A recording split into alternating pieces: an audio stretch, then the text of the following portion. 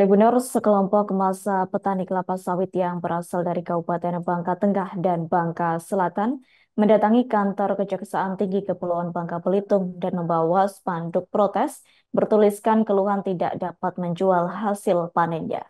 Adapun aksi tersebut dilakukan oleh petani kelapa sawit akibat dampak dari tidak beroperasi dan diblokirnya rekening dari dua perusahaan, yakni PT Mutiara Hijau Lestari dan PT Muara Alam Lestari, karena proses hukum perkara korupsi tata niaga komoditas timah atas nama Tamron alias Aon.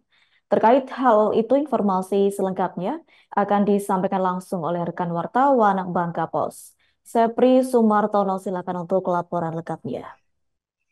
Baik, Tribuners, dimanapun Anda berada, memang benar pada hari hari kemarin telah ada sekelompok petani yang berasal dari Kabupaten Bangka Selatan dan Kabupaten Bangka Tengah melakukan unjuk rasa di depan halaman kantor Kejati Kepulauan Bangka Belitung.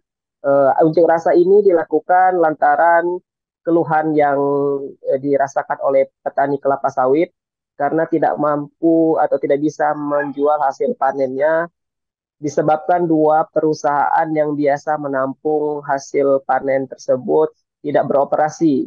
Kedua perusahaan tersebut yakni ialah PT Mutiara Hijau Lestari dan CV Mutiara Alam Lestari yang diketahui rekeningnya diblokir sehingga tidak dapat beroperasi atau menerima buah sawit hasil panen dari petani.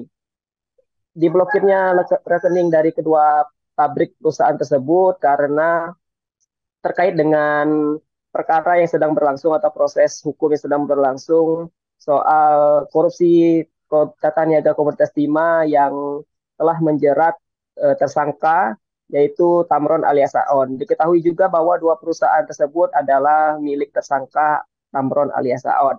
Nah, untuk itu puluhan petani melakukan unjuk rasa dan memberikan tuntutannya kepada Kejaksaan Tinggi Kepulauan Bangka Belitung agar bisa disampaikan ke Kejagung yang berwenang ataupun yang melakukan penanganan perkara korupsi komoditas tata niaga komoditas timah.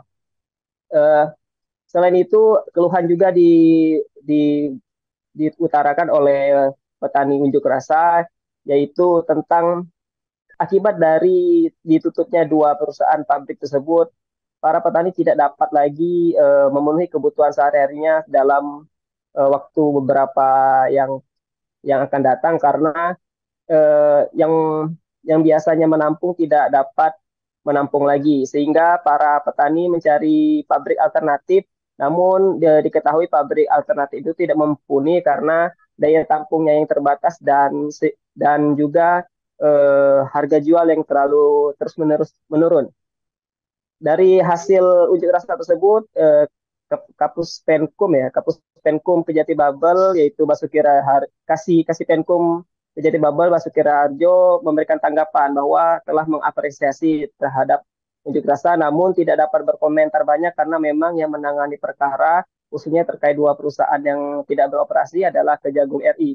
Sehingga Kasih Penkum Kejati Bangka Belitung Basuki Raharjo hanya mampu menerima aspirasi dan tuntutan dari sekelompok petani melakukan unjuk rasa dan mengatakan akan segera memberikan laporan terhadap laporan tersebut terhadap Kejagung RI.